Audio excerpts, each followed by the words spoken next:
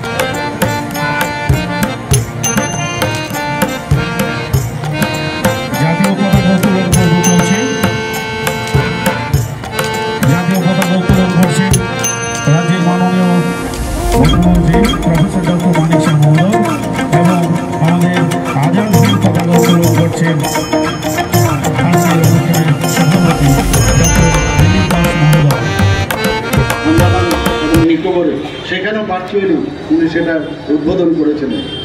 আমরা 2021 যে প্রাপ্য সম্মান নাকি দেওয়ার দরকার 2021-এ আজকের যে ওনার জন্মদিন সেটাকে একমাত্র মাননীয় প্রধানমন্ত্রীর যে নেতৃত্বাধীন যে সরকার ওনার এই দিনটিকে স্মরণ রাখার জন্য নাম দিয়েছেন পরাক্রম দিবস।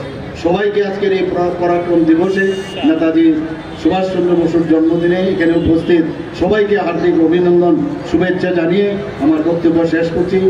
এখানে যারা উপস্থিত আছেন আজকে আশা করি সুন্দরভাবে ওনাদের সুশৃঙ্খলভাবে এই যে বর্ণাঢ্য যে র্যালি সেটা সুন্দরভাবে হবে এবং সবাইকে ধন্যবাদ জানিয়ে আমার বক্তব্য শেষ করছি। জয় হিন্দ। সবাইকে নমস্কার। আজকে নেতাজি সুভাষ বিদ্যানিকেতনে যে নেতাজির 129তম জন্মজয়ন্তী উৎসব সেই উপলক্ষে যে এখানে আয়োজন, সেই আয়োজনে আমাদের মাঝে উপস্থিত আছেন আগরতলা মিউনিসিপ্যাল কাউন্সিলের মাননীয় মেয়র শ্রী দীপক মজুমদার মহোদয়, উপস্থিত যিনি একটু আগে ওনার মূল্যবান বক্তব্য এখানে রেখেছেন আমাদের সামনে, এই স্কুলেরই ছাত্র বিশিষ্ট ডাক্তার ডক্টর দিলীপ কুমার দাস মহোদয়, ভাইস প্রেসিডেন্ট বিদ্যানিকেতনের যে পরিচালন সমিতি, এখানে উপস্থিত শ্রীমতী রত্না দত্ত কর্পোরেটর এবং সেন্ট্রাল জোনের যিনি চেয়ারম্যান আগরতলা মিউনিসিপ্যাল কর্পোরেশনের, শ্রী তপন চক্রবর্তী সেক্রেটারি পরিচালন সমিতি, শ্রীমতী মীনা রানী হলই ইনচার্জ প্রিন্সিপাল নেতাজি সুভাষ বিদ্যানিকেতনের, এবং এখানে উপস্থিত বিশিষ্ট ব্যক্তিবর্গ এবং শিক্ষক শিক্ষিকাগণ, অভিভাবকগণ, আর বিশেষ করে যারা ছাত্রছাত্রীরা আজকের এই বর্ণাঢ্য যে র্যালিতে অংশগ্রহণ করবেন এবং পরিচালন কমিটির অন্যান্য, এখানে বিস্তারিত আলোচনা রেখেছেন কোভিড থেকে। এখানে নেতাজি সুভাষ বিদ্যানিকেতনের এই যে র্যালি, বর্ণাঢ্য র্যালি কোভিড থেকে শুরু হয়েছে, 1951 সাল থেকে এটা শুরু হয়েছে, এখনও সেটা ধারাবাহিকতা বজায় রেখেছে। এবং আমরা ছোটোবেলার থেকে আমরা আমি না শুধু সারা ত্রিপুরাবাসী আগরতলাবাসী বসে থাকতো এই রেলে দেখার জন্য। আজকেও কিন্তু তার ব্যতিক্রম হবে না আশা করি। এখানে আমাদের সুভাষচন্দ্র বসু ভারতের স্বাধীনতা সংগ্রামের ইতিহাসে যদি স্মরণ করতে হয়, চিরস্মরণীয় যিনি কিংবদন্তি নেতা, যদি আমরা এক কথাই বলি, তিনি হচ্ছেন আমাদের সুভাষচন্দ্র বসু। এবং এইরকম একজন উজ্জ্বল এবং মহান চরিত্রের ভারতের স্বাধীন আন্দোলনে আমরা কিন্তু খুব কমই দেখতে পাই। এবং যেভাবে উনি এই ভারতকে স্বাধীন করার জন্য নিজের জীবন যেভাবে উৎসর্গ করেছেন, যেভাবে কাজ করেছেন, সারা ভারতবর্ষে প্রতিটা ব্যক্তি, বিশেষ করে বাঙালিদের মধ্যে উনি কিন্তু একটা হৃদয়ের স্থান নিয়ে নিয়েছেন। আমরা জানি যে সুভাষচন্দ্র বসু কংগ্রেস দল থেকে বেরিয়ে ফরওয়ার্ড ব্লক নামে একটি রাজনৈতিক দল প্রতিষ্ঠা করেছিলেন। উনি একমাত্র ব্যক্তি যিনি বলেছিলেন, দাবি করেছিলেন যে পূর্ণ স্বাধীনতা। ব্রিটিশ কর্তৃপক্ষ ওনাকে 11 বার ওনাকে কারারুদ্ধ করেছিলেন, কিন্তু ওনাকে কোথাও আটকে রাখতে পারেন না, আমরা সবাই জানি। এরকম একজন বীর পুরুষ, আমরা ছোটবেলার থেকে ওনার যে বীর গাথা আমরা শুনে আসছি, বারবার ওনার সম্পর্কে জানতে আমাদের ইচ্ছা হয়। এখানে যারা নতুন জেনারেশনের যারা ছেলে মেয়েরা আছে, আমি ওনাদেরকে বলবো নেতাজি সুভাষচন্দ্র বোস সম্পর্কে বেশি করে আরও জানো। এবং আমরা এই ভারতবর্ষকে মাননীয় প্রধানমন্ত্রী নরেন্দ্র মোদীজি যেভাবে ভারতকে সামনের দিকে এগিয়ে নিয়ে যাওয়ার চেষ্টা করছেন, তবেই সম্ভব হবে এরকম একজন বীর নেতা সম্পর্কে যদি আমরা বেশি করে জানি। ওনার যে চির অমর উক্তি আমাদের এখনও সবাই প্রতিটা ঘরে ঘরে আমরা এখনও মনে করি এবং মনে রাখি, সেটা হচ্ছে, তোমরা আমাকে রক্ত দাও, তোমরা আমাকে রক্ত দাও, আমি তোমাদের স্বাধীনতা দেব। এখনও কিন্তু সেটা আমরা বারবার, এটা চিরস্মরণীয় হয়ে থাকে আমাদের মনে। দ্বিতীয় বিশ্বযুদ্ধ যখন ঘোষিত হওয়ার পরে যখন দেখলো যে ব্রিটিশদের একটা দুর্বলতার জায়গা আছে, তখন উনি সোভিয়েত ইউনিয়ন, জার্মান এবং জাপানে উনি ভারত থেকে তিনি সেখানে চলে যান, সে বিষয়ে আমাদের জানা আছে। এবং মেইন উদ্দেশ্য কী ছিল, যে এই সুযোগকে সদ্ব্যবহার করে যদি ব্রিটিশকে ভারত থেকে তাড়িয়ে দেওয়া যায়, ওদের বিরুদ্ধে যদি আমরা যুদ্ধ ঘোষণা করি, তবে সেটা সম্ভব হবে।